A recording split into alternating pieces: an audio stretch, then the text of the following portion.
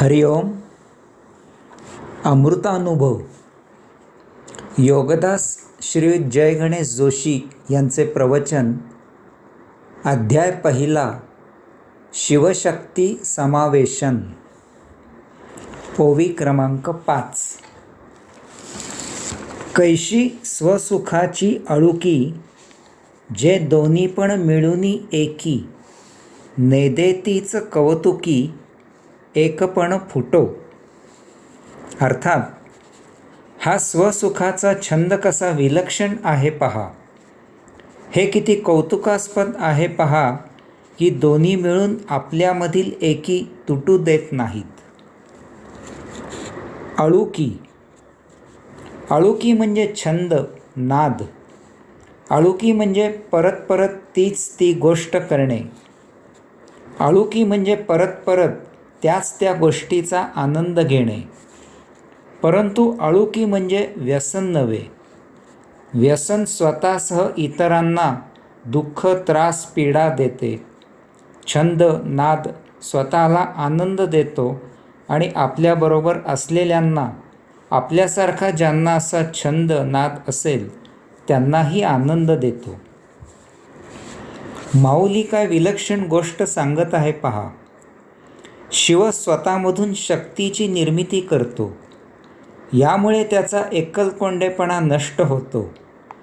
या स्वनिर्मित शक्तीमधून ब्रह्मांडात विश्वे निर्माण होतात. त्यावर काही ठिकाणी चल, अचल, सजीव, निर्जीव अशी सृष्टी निर्माण होते. विविध असे वस्तुजगत निर्माण होते. या अशा विश्वांमुळे ब्रह्मांडाची शोभा अवर्णनीय अशी फुलून येते. ब्रह्म पुरुषोत्तम आणि स्वतः शिवशक्ती या विश्वाच्या प्रेमात पडतात. 84 लक्ष इतक्या विविध जीवांच्या माध्यमामधून यापासून त्यांना महा आनंद मिळू लागतो. हा स्वसुखाचा सोहळा मोठा विलोभनीय आहे. हा आनंद इतका पराकोटीचा असतो की शिवशक्ती स्वतःच्या तसेच या विश्वाच्या प्रेमात पडतात. हा असा आनंद अखंड मिळावा म्हणून ती दोघे एकत्र येऊन प्रयत्न करू लागतात. सर्वप्रथम ते विश्वाच्या कारभाराची घडी अशी काही घालतात की येथे प्रत्येक गोष्ट ही दुसऱ्याने त्याज्य केलेल्यावर त्याच्या उपभोगापासून जोपासली जाईल. या योगे येथे आपोआप एकसंध कारभार सुरू राहतो. दुसऱ्याचे त्याज्य स्वीकारायचे असल्यामुळे कोणाची कोणाला बाधा होत नाही, उलट सहकार्यच मिळते. यामुळे जो ज्याचा स्वभाव त्याला ती ती गोष्ट मिळू लागते. जीव जीवस्य भोजनम अशी व्यवस्था केलेली आहे. ही व्यक्तिगत दृष्टिकोनातून प्राणी जगताला महा दुःखदायक असली तरी ती सृष्टी नियंत्रित ठेवण्यासाठी अपरिहार्य आहे. उत्पत्तीची स्थिती जरी महत्त्वाची असली तरी लयही तितकाच महत्त्वाचा आहे. यामुळे जुने काळाच्या अधीन होते. प्रत्येक गोष्ट मर्यादित राहते, अति होत नाही आणि यामधून नवीन गोष्ट निर्माण होते. त्यांची मोड, तोड, फोड, जोड करून त्यांचा मानव उपभोग घेतो.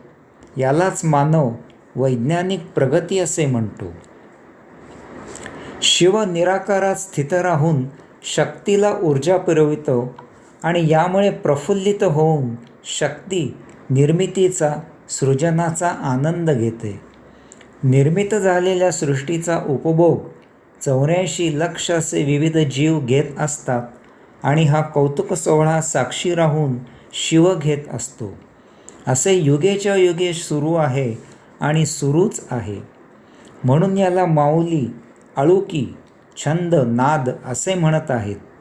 या दोघांनीही यामधील स्वसुख ओळखले आहे. त्याची त्यांना गोडी लागली आहे. हाच त्यांचा सुखाचा वैश्विक संसार आहे. दोन्ही पण मिळूनी एकी. मानव सोडल्यास उर्वरित प्राणीजगत नियतीला अनुसरून निसर्ग नियमाप्रमाणे वर्तन करत असते. त्यांच्यापुरता विचार करता या सृष्टीचा कारभार कसा सुरळीत सुरू आहे. परंतु मानव स्वतःच्या बुद्धीने या सृष्टीचा आस्वाद मनमुराद उपभोगतो, या सृष्टीवर अतिक्रमण करतो, नियतीच्या निसर्ग नियमाच्या विरुद्ध वर्तन करतो. यामुळे सृष्टीची घडी बिघडते. ही घडी पूर्ववत करण्यासाठी अगदी स्वाभाविकपणे जशी पतिपत्नी एकत्र यावीत तसे शिवशक्ती एकत्र येतात, झटतात आणि सृष्टी पूर्वपदाला आणतात. यामुळे आपल्याला प्रलय, भूकंप, सुनामी, वादळ इत्यादीला तोंड द्यावे लागते. हे आपलेच कुकर्म असते. कौतुकी शिवशक्ती एकत्र राहतात, आनंदाने नांदतात, सृष्टी सौंदर्याचा भरपूर आनंद घेतात. माऊली याचे कौतुक करत आहेत. याची छोटी आवृत्ती म्हणजे आपल्या देहातील अंशात्मा आणि त्याच्या सभोवती असलेली देहादी इंद्रिये. आपणही शिवशक्तीप्रमाणे निसर्ग नियम पाळून या सृष्टीचा आस्वाद घेतला तर आपल्या जीवनातही आनंदाचा मळा फुलून येईल. यासाठी स्वतःमधून, स्वतःपासून आनंद निर्माण करायला आपल्या मूलभूत जनकजननीपासून, शिवशक्तीपासून शिकावे. हा आनंद स्वतःपासून निर्माण झालेला असल्यामुळे तो पूर्णतः शुद्ध आणि पवित्र असतो. त्यात जराही कोणाचा सहभाग नसल्यामुळे तेथे भेसळ नसते.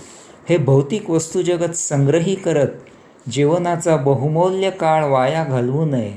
शंख, शिंपले, दगड, काचा, तिकिटे गोळा करणे, नाचगाणी इत्यादी लहान वयात शोभून दिसते.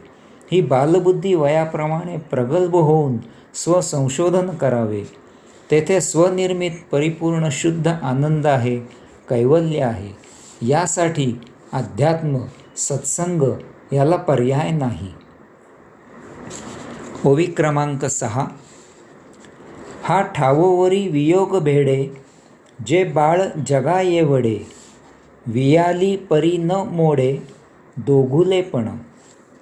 अर्थात कधीही वियोग होऊ नये यासाठी तिने विश्वांच्या संततीची निर्मिती केली आणि आपली जोडी टिकवून ठेवली. येथे माऊलींनी रूपकाचा उपयोग केला आहे. शिव आणि शक्ती ही पतिपत्नीची जोडी आहे असे मागे सांगितले आहे. त्यालाच अनुसरून ते आता सांगतात की आपल्या पतीचा आपल्याला कधीही वियोग होऊ नये म्हणून शक्तीने आपल्या पतीपासून, शिवापासून मिळालेल्या परमदिव्य ऊर्जेचा उपयोग करून ब्रह्मांडात विश्वरूपी बाळांना जन्म दिला. भौतिक आयुष्यात असे मानले जाते की लग्न झाल्यावर जोडप्याला अपत्य झाले की त्यांचा खऱ्या अर्थी संसार सुरू होतो. अपत्यप्राप्तीनंतर दोघेही त्या अपत्यावर माया करत, त्याचे संगोपन करत, अपत्यप्राप्तीचे सौख्य उपभोगत जगू लागतात. त्यांना आता जबाबदारीची जाणीव आलेली असते. यामुळे आता ती सहसा आपापसात भांडत नाहीत, एकमेकांपासून वेगळी होत नाहीत, एकमेकांना सांभाळून असतात.